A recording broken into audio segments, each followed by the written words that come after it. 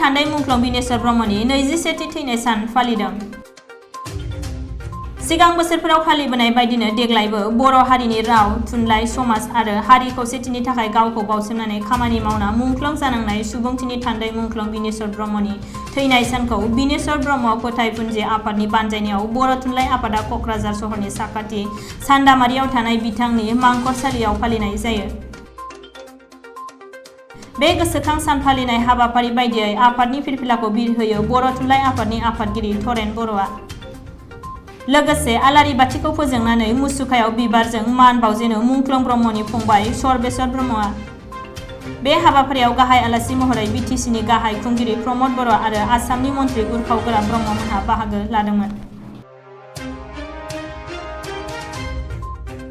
बिनेश्वर ब्रह्म सुबुंथिनि थान्दै बिथांनि बै समाव जि मोनसे जिउ गोमानाय थासारि बियो दिनैबो जोंनियाव मोनसे गोथां सावगारि महरै बेरखांनानै दङ आरो बर' हारिनि जारिमिनाव बेबायदि माखासे जाथाय जालांदों जि जाथायफोरा कुनु दिन जोङो बेखौ रिपेयार खालामनो हानाय नङा बा सुख'नो हानाय नङा।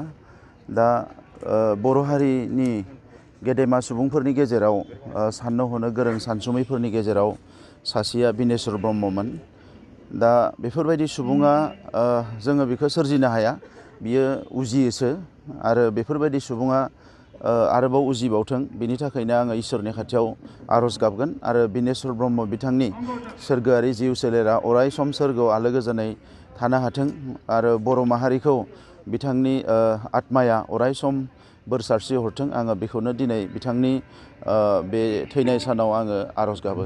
बै समाव हाथियारनि जेंनाया दिनै बे हाथियारल' जानानै थायाखै, बेयो मोनसे जोंनि मोनसे साननाय हनायखौ हाथियारा कब्जा खालामदों, बेखौ दखल खालामबाय।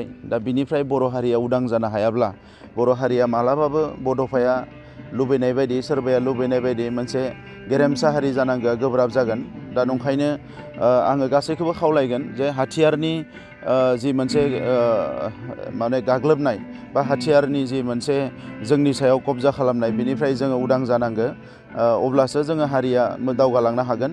आरो बर' हारिनि जारिमिनाव दुखुनांथावसिना बेनो जे बांसिन बर'नि गेदेमा सुबुंफ्रा सोरबा बर' मानसिनि आखायावनो थैलायनांदो।